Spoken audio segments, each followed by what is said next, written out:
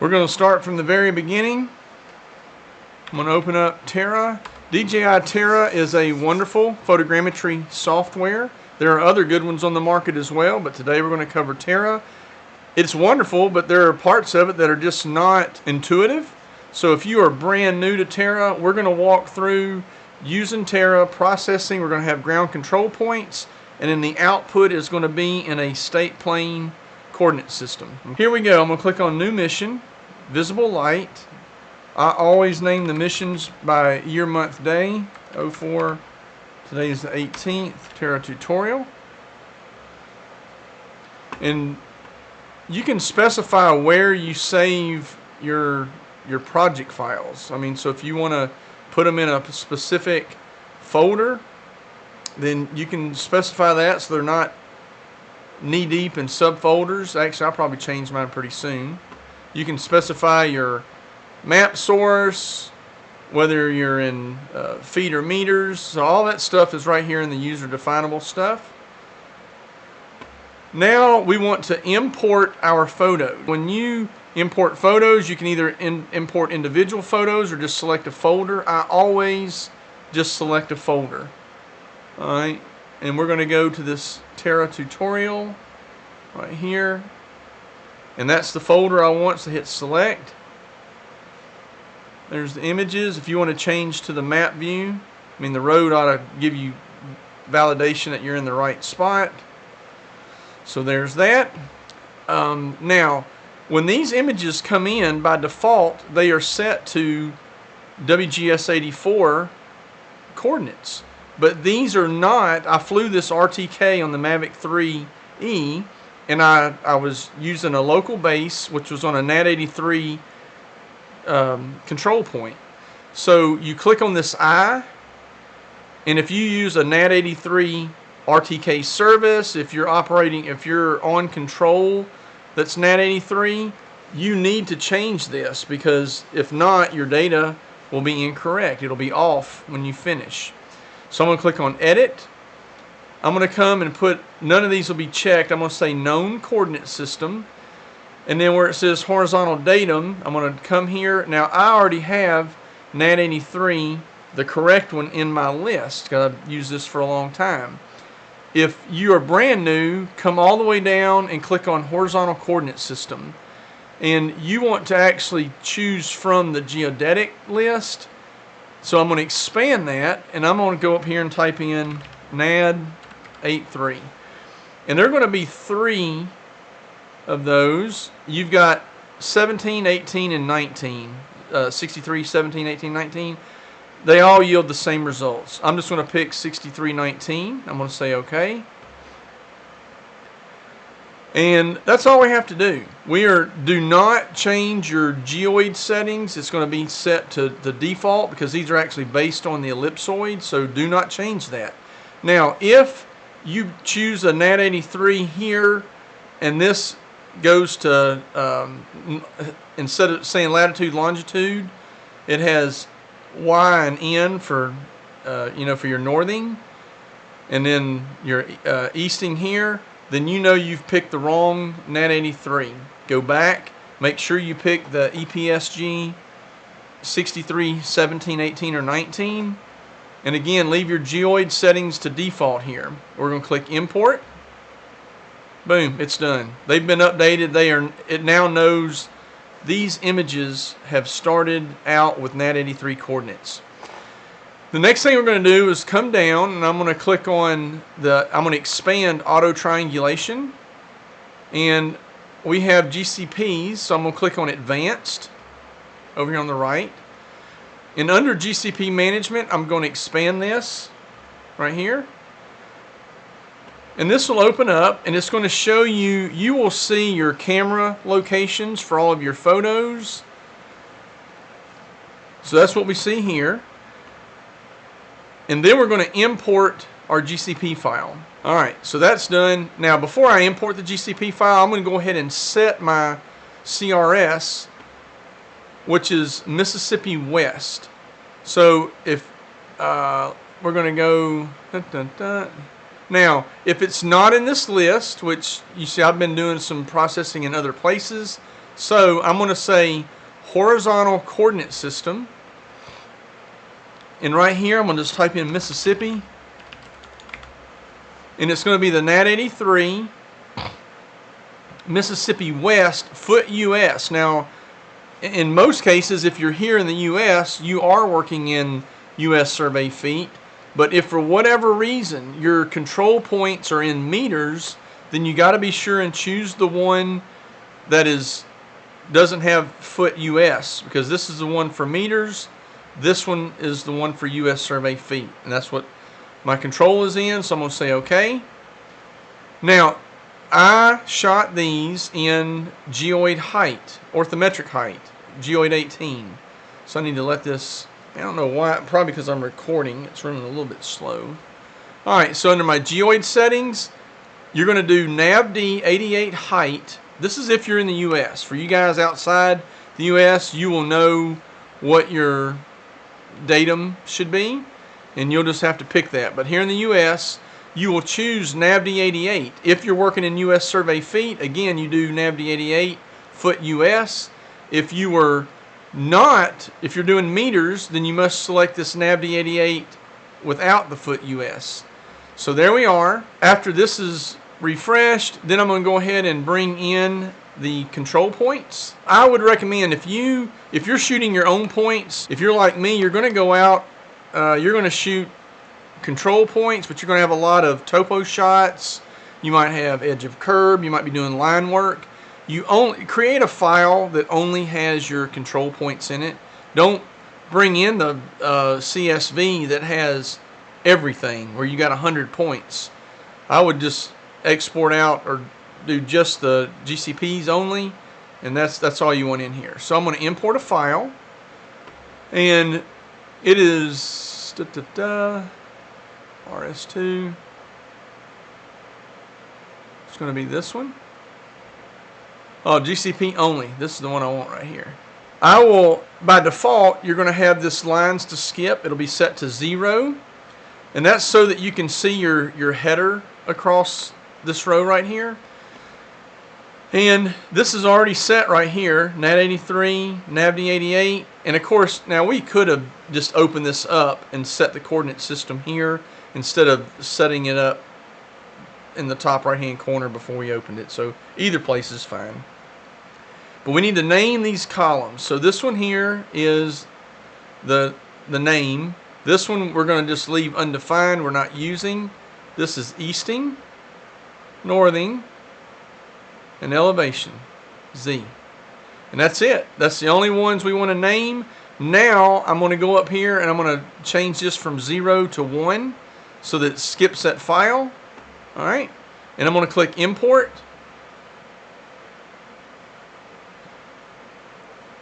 And then after it imports these points, we will see the position of all the control points, or GCPs. Now, before we mark the GCPs, well, actually, I'll go ahead and show you something. So, matter of fact, you can see here, this point is actually right here on its dead center of this manhole cover. Let's look at some others. This one, but see how it's off? And it's because I haven't even done the auto triangulation. So that's why they're off. Once we do the auto triangulation, these rascals should literally fall right on that point. So I'm going to go ahead and do auto triangulation.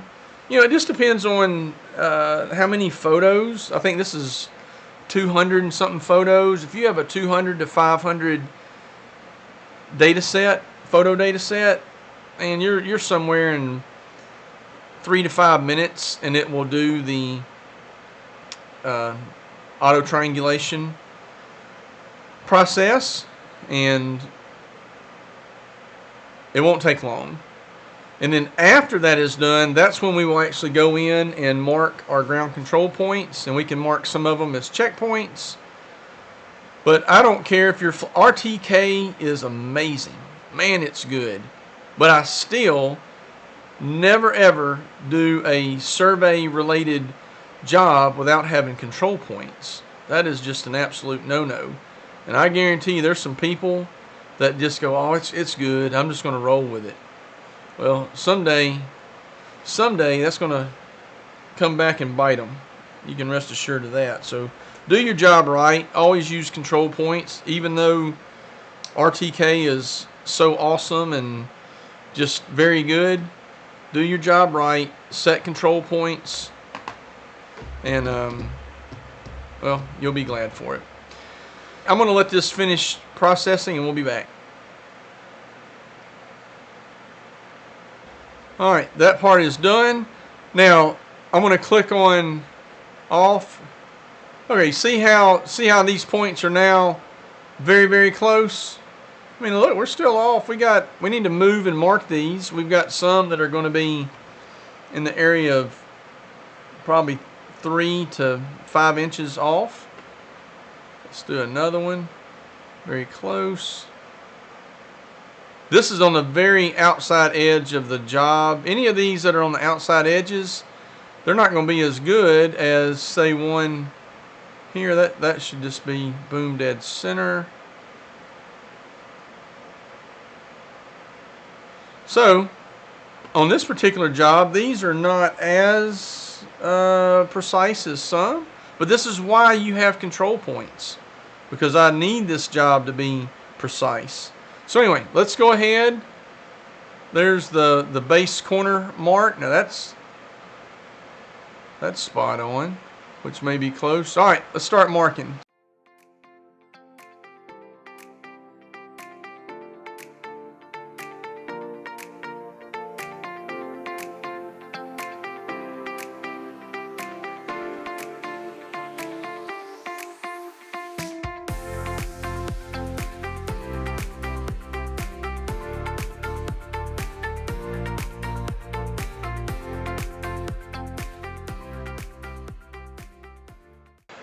This is actually kind of easy to do, because even though it's fuzzy, what I can do is I can now zoom out to where my circle matches up to that manhole just perfect. And again, this one's off, and it's because it's on the very, very outside edge. It should have had flights, a couple more flight lines coming out to shoot back in, and then the accuracy of this would have been much better.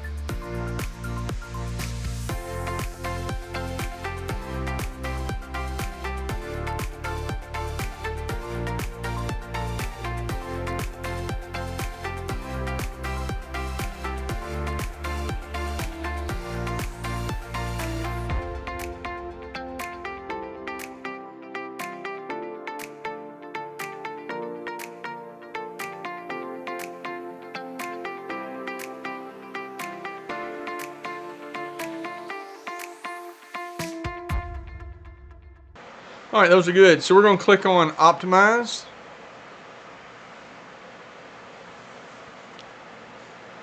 And after the optimization, we'll go back and run the 2D map.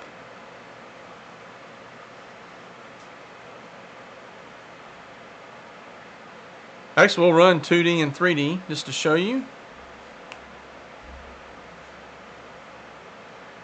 Done. So we're going to close this. Actually, we'll just go back out of GCP management. Now I'm going to turn on, if you only want the ortho, then this is what you're going to click on.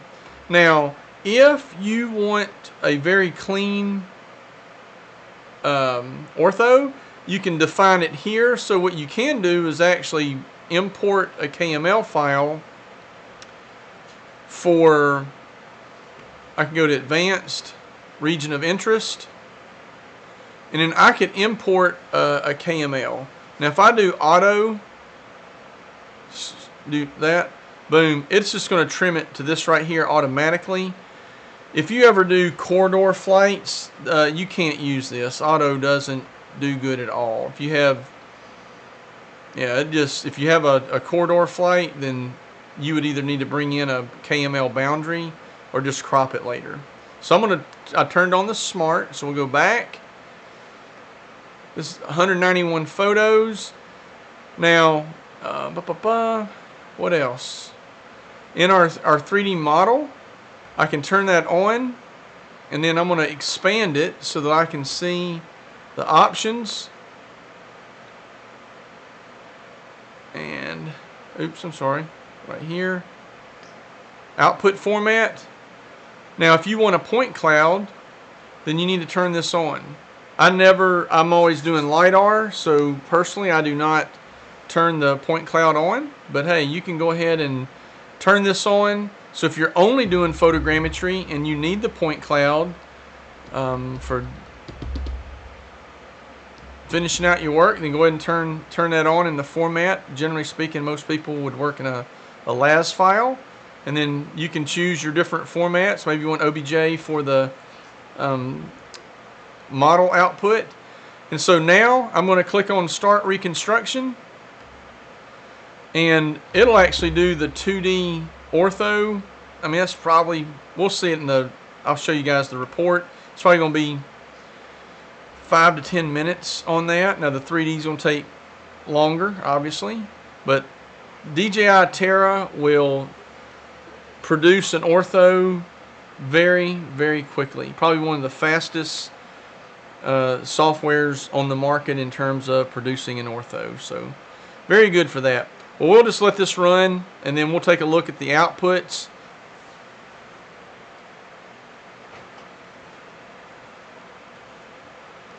Alright, the 2D reconstruction is complete, so we're going to close this. Let's turn off the cameras.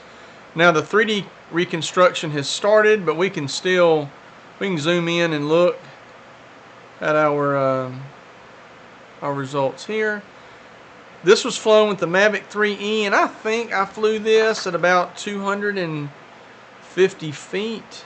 If you want to do your planimetrics, man, you can open this up, drop it in CAD or Virtual Surveyor, whatever you're using for doing your drawings. Bam, you can put it in there and draw away.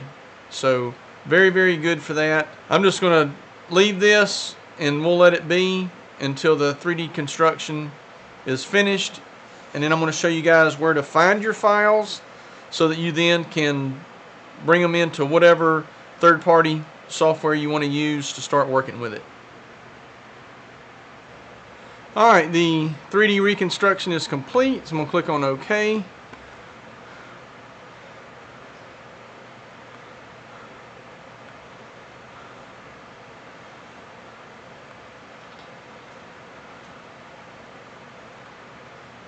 So again, we can take this and import this into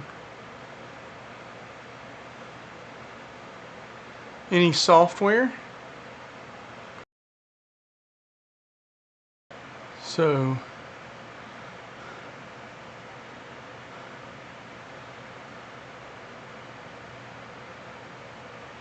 nice reconstruction there.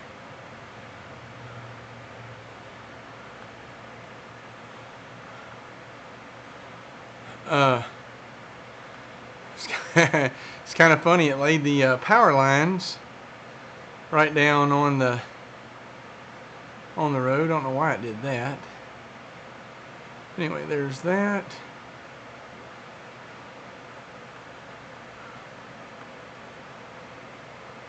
So again, this is for the work I'm doing.